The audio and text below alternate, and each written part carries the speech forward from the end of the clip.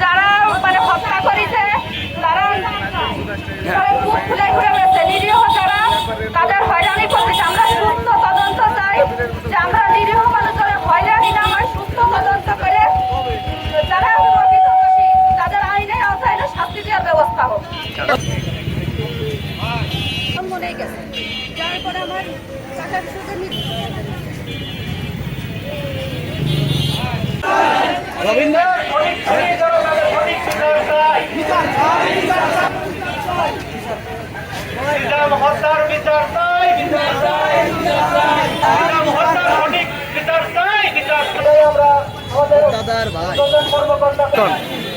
প্রকৃতদর্শী তাদের কারণ নামিয়ে আসে নাই এই কেস হইতে।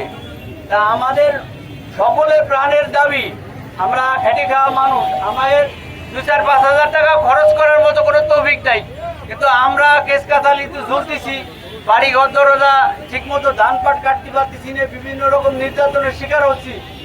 আমরা এই কেসের সঠিক তদন্ত চাই।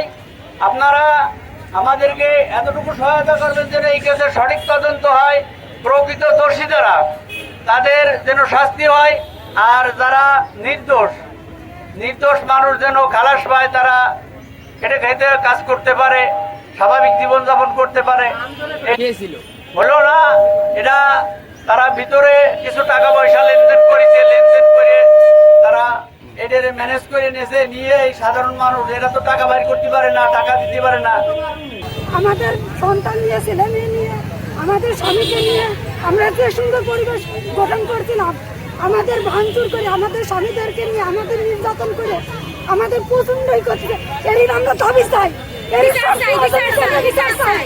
কোনো একটা বিচার হচ্ছে না, এর কোনো একটা বিচার হচ্ছে না।